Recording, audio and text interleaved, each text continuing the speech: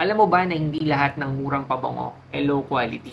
Merong mga budget-friendly scents na mabibigyan ka ng quality na juice at good enough performance. It's ni Eric at sa video na to pag-uusapan natin ng isang perfume na quality ang juice pero affordable. Antonio Banderas, Blue Seduction.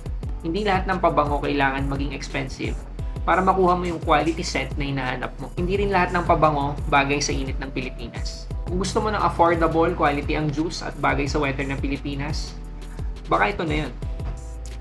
Sa initial spray, maaamoy mo kagad yung combination ng melon at mint. May kasamang citrus vibe galing sa bergamot.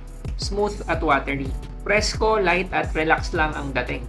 After a few minutes, lalabas yung konting tamis galing sa green apple at yung creaminess na galing sa cappuccino. Slight creaminess lang.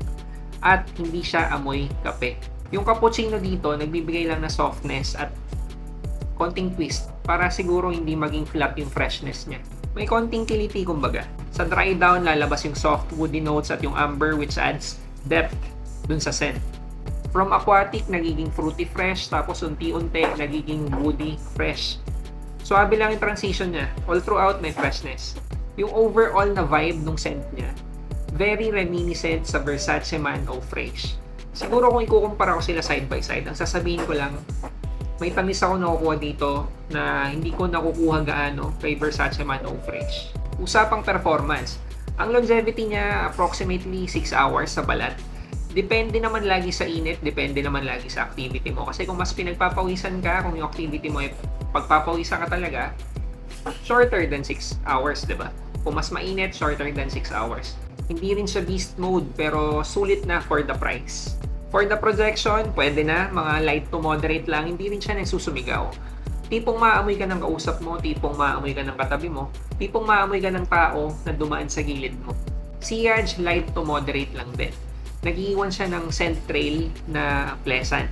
Amoy fresh na may konting tamis. Perfect siya sa mga tao na ayaw ng loud fragrances, sa mga tao na ayaw ng nagsusumigaw na pabango. When and where to use? Pwede siya pang daily literal. Okay siya gamitin sa mga casual errands. Mall, grocery, or yung mga quick meetups lang. Sa office, pwede rin siya. Sa chill na dates, sa park, sa coffee shop, o kahit simpleng food trip lang. Sa beach o summer outdoor trips. Kasi aquatic vibe siya. Hindi siya pang formal, hindi rin siya pang night outs. Kung relaxed ang outfit mo, polo shirt, shorts, sneakers, swak na swak.